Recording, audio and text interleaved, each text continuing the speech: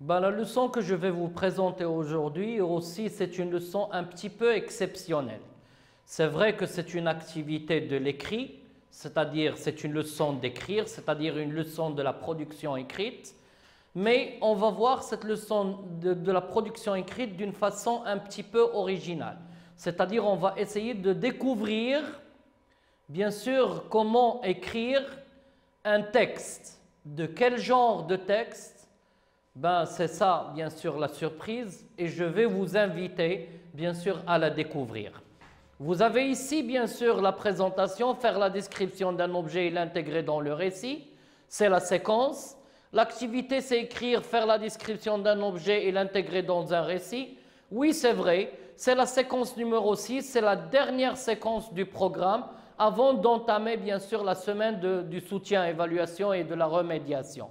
C'est une leçon de la production écrite, c'est-à-dire tout objectif de la production écrite, c'est de produire un texte tout en utilisant toutes les leçons ou toutes les activités que vous avez déjà vues. Parce que la production écrite, c'est la leçon, c'est l'activité de l'aboutissement. On doit déployer tout ce qu'on vient d'étudier. Mais aujourd'hui, c'est une leçon, comme je vous ai dit tout à l'heure, c'est une leçon un petit peu exceptionnelle. Pour quelle raison? Parce que le support que je vous ai choisi est un poème. Parce que vous vous êtes habitués, lors de la production écrite, le professeur, bien sûr, propose un sujet, le professeur propose un texte en prose. Aujourd'hui, je vais vous proposer un poème qui va nous servir comme support. Et à partir de ce poème-là, c'est à nous d'écrire notre poème aujourd'hui. C'est-à-dire aujourd'hui, c'est à la fois une production écrite, c'est à la fois une initiation à l'écriture poétique et en même temps, bien sûr, comment intégrer cette poésie, ce texte, bien sûr, poétique, ce poème, dans un récit. C'est ce que nous allons découvrir lors de cette séance-là. Donc, le poème que je vous propose est le suivant. Je vais le relire pour une première fois, une seconde fois, et après on va entamer bien sûr ce qu'on appelle la compréhension de ce texte. Mon portable. Il pleut de demi-mots envoyés par texto. Ils attendent quand il faut, lorsqu'il n'y a pas de réseau. Des mots orphelins sans voyelles qui font gamberger ma cervelle. Ces lettres qui jouent à la marelle, cachant un secret au fond d'elle. Tous ces mots d'amour qui ont changé de contour, qui voyagent nuit et jour dans un incessant labour. Ils sont parfois en retard, épuisés, ils en ont marre. Il y en a plus d'un qui part, il arrive tôt ou tard. Génération pousse par farouche, va sautant de touche en touche, le matin avant qu'il se douche, le soir avant qu'il se couche. Ah, mon amour de portable, toujours au fond de mon cartable, t'oublier j'en suis incapable, tu es vraiment formidable. Je vais relire bien sûr le texte une deuxième fois pour que vous puissiez assimiler bien sûr le sens de ce texte qu'on va analyser bien sûr prochainement. Mon portable, il pleut de demi-mots envoyés par texto. Ils attendent quand il faut, lorsqu'il n'y a pas de réseau. Des mots orphelins sans voyelles, qui font gamberger ma cervelle. Ces lettres qui jouent à la marelle, cachant un secret au fond d'elle. Tous ces mots d'amour qui ont changé de contour, qui voyagent nuit et jour dans un incessant labour. Ils sont parfois en retard, épuisés, ils en ont marre. Il y en a plus d'un qui part, il arrive tôt ou tard. Génération pousse pas farouche, va sautant de touche en touche, le matin avant qu'il se douche, le soir avant qu'il se couche. Ah, mon amour de portable, toujours au fond de mon cartable, t'oublier j'en suis incapable, tu es vraiment formidable. Ben, la première question que je vais vous poser, bien sûr, après la lecture magistrale de ce texte, qui a écrit ce texte? L'auteur de ce texte, le poète ou la poétesse, bien sûr, qui a écrit ce texte. Bien sûr, vous allez découvrir à la fin de ce texte, nous avons un nom, c'est Marie. Ben, Marie, bien sûr, c'est une jeune fille de votre âge. Bien sûr, par amour, il a aimé un objet qu'on va découvrir, bien sûr, tout à l'heure. Bien sûr, il a écrit ce petit texte. Comment appelle-t-on ce texte? Il est de quel genre? Ce texte est un poème. Vous allez me dire, monsieur, que veut dire un poème?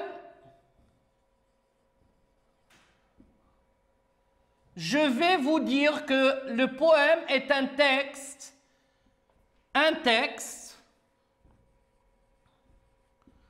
organisé verticalement. Lorsque je dis organisé verticalement, c'est-à-dire il se lit de haut en bas,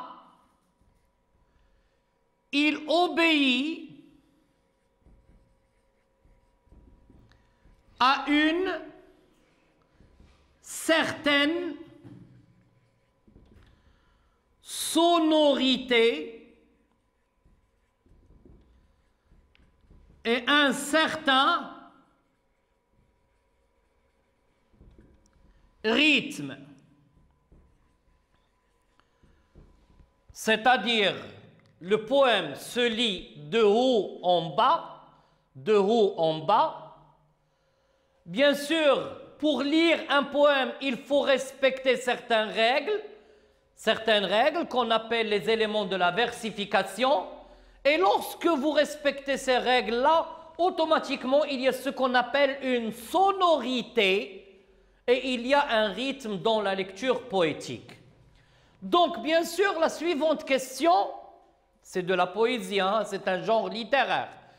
La suivante question, regardez ici, nous avons des parties. 1, 2, 3, 4, 5 et 6. Comment appelle-t-on ces parties dans un poème? Bien sûr, ces parties-là dans un poème s'appellent une strophe. C'est une strophe. Et lorsqu'on dit une strophe, la strophe, bien sûr, c'est un ensemble de vers. Un ensemble de vers. Ici, vous allez remarquer que dans chaque strophe, il y a 4 vers. Bien sûr, une strophe de 4 vers, automatiquement 4 vers, un quatrain. La question qui se pose maintenant, la question qui vient à la tête, bien sûr, est-ce qu'il y a des strophes qui contiennent plus de 4 vers ou des strophes qui contiennent moins de 4 vers? La réponse est bien sûr oui. Il y a des strophes de 2 vers qu'on appelle bien sûr 2 vers, indiciques,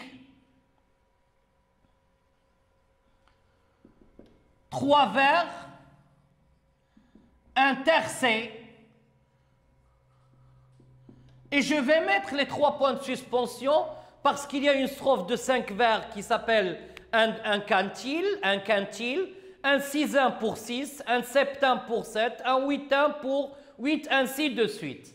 Donc, vous allez remarquer aussi, par exemple, regardez, on va prendre comme exemple, ou bien sûr tous les autres vers, toutes les autres strophes, vous regardez des mots orphelins sans voyelles qui font gamberger ma cervelle, ces lettres qui jouent à la marelle, cachant un secret au fond d'elle. Vous allez remarquer qu'à la fin de chaque vers, il y a le même son. Le dernier son d'un vers,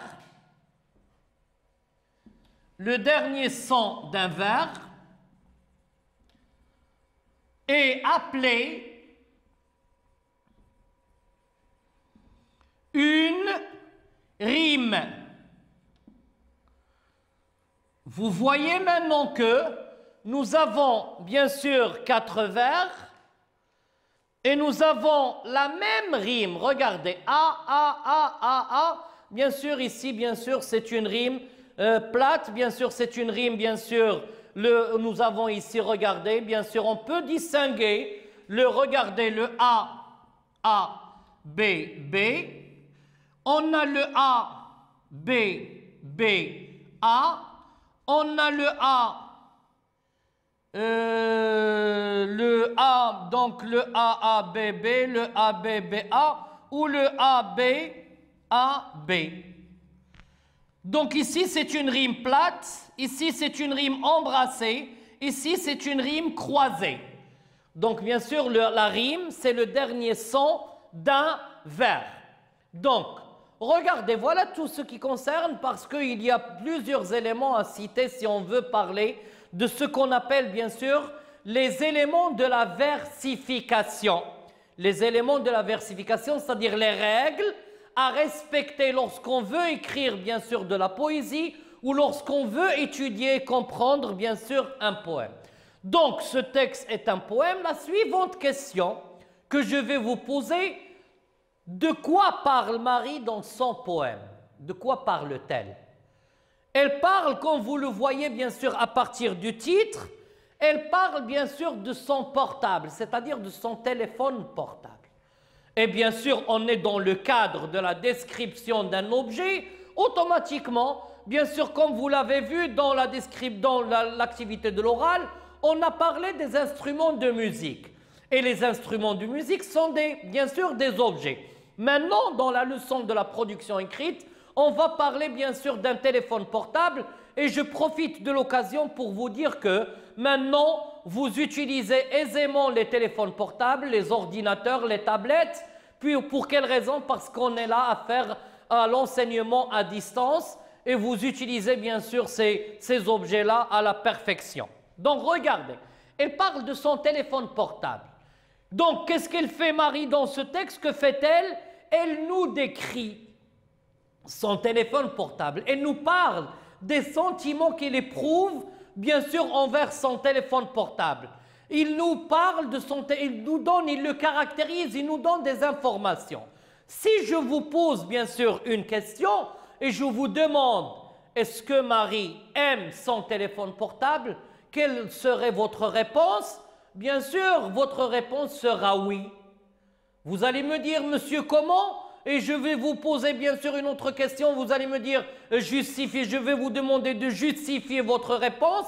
Qu'est-ce qui montre dans le poème que Marie aime son téléphone portable? Regardez cette dernière strophe, cette dernière.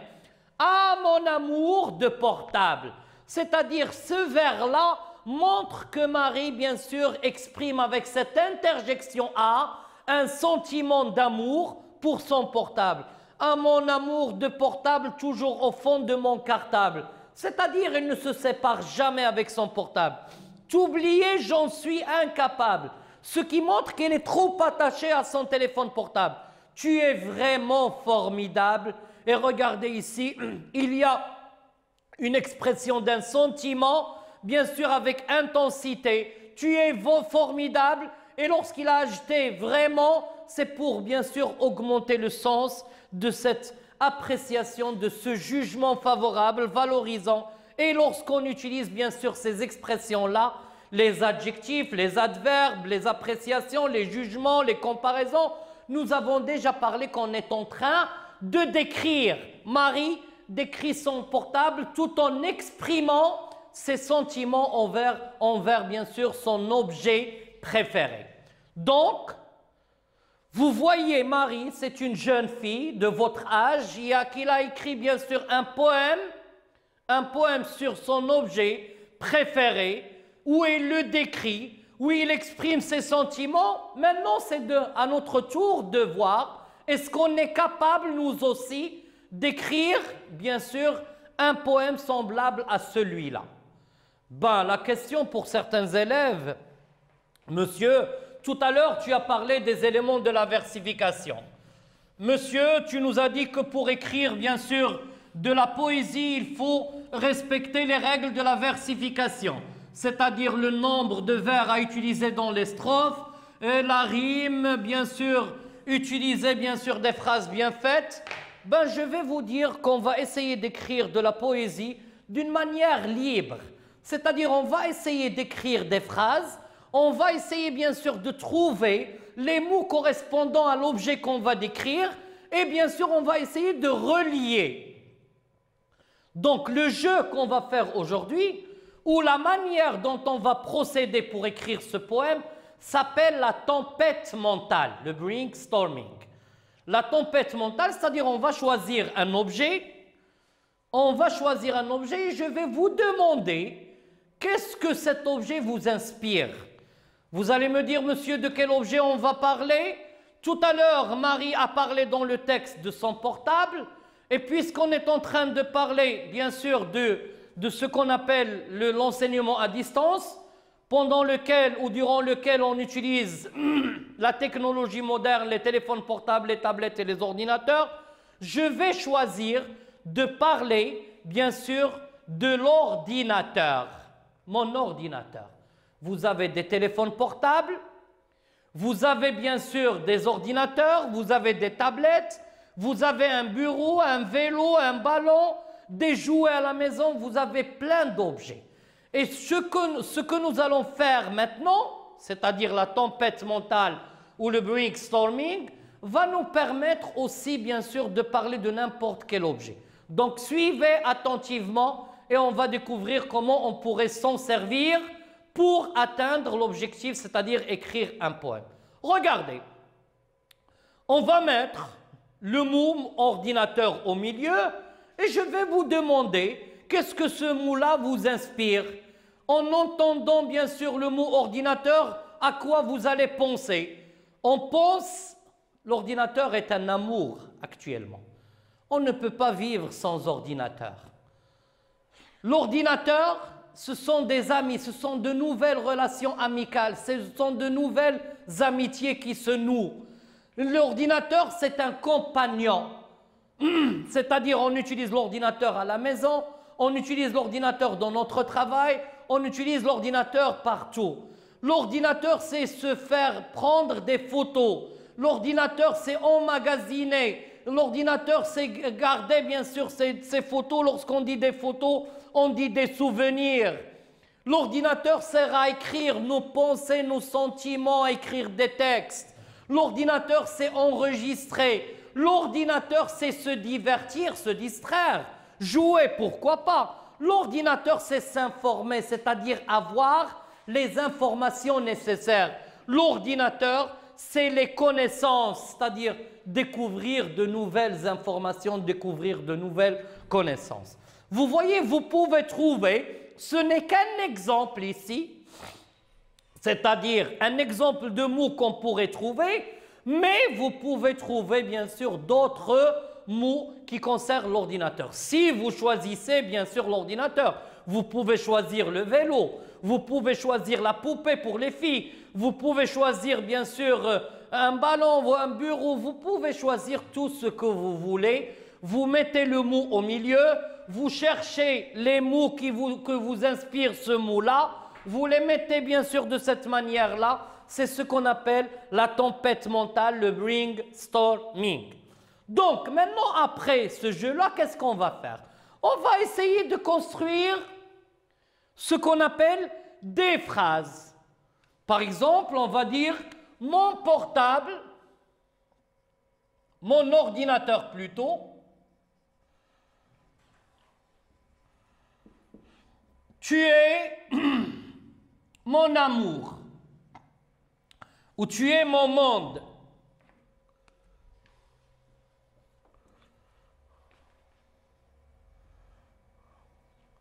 Tu es mon monde, mon ordinateur.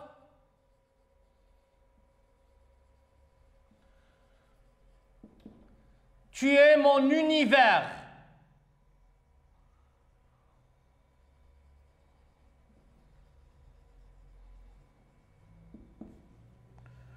Donc, bien sûr, ici, j'ai formé une strophe de 2 vers qu'on appelle un distique. Et après, bien sûr, on pourrait dire « Tu es mon compagnon et tu es bien sûr mes souvenirs. » Mon compagnon et mes souvenirs. C'est toi qui me distrais, c'est toi qui me divertis. Mon ordinateur, ce sont les amis et les souvenirs. C'est-à-dire, vous allez bien sûr jouer avec ces phrases-là. Vous allez construire des phrases de façon à les lire d'une manière rythmée. Vous allez construire des phrases de manière à essayer de trouver, bien sûr, à la fin de chaque phrase, des mots qui riment. Donc, regardez, bien sûr, si vous travaillez ce poème, bien sûr, si vous travaillez, bien sûr, ce jeu-là, bien sûr, ce brainstorming, cette tempête mentale, vous pouvez avoir comme exemple ce simple texte qu'on pourrait lire et ça va nous donner, bien sûr, l'impression que c'est un vrai pour regarder, bien sûr. Mon ordinateur, tu es mon monde.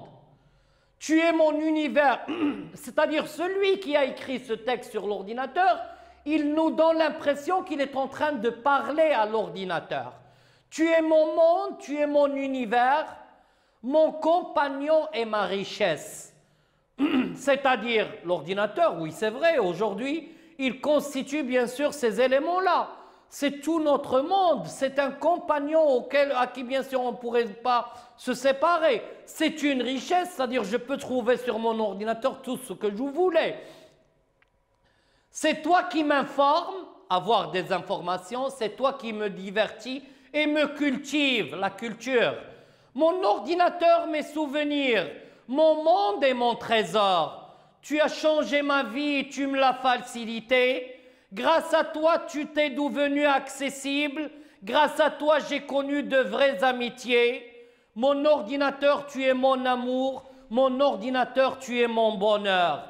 Et j'ai signé, bien sûr, le poème « Mes élèves virtuels » parce que cette leçon-là, il va être dédié à tous les élèves de la première année, bien sûr, du Maroc.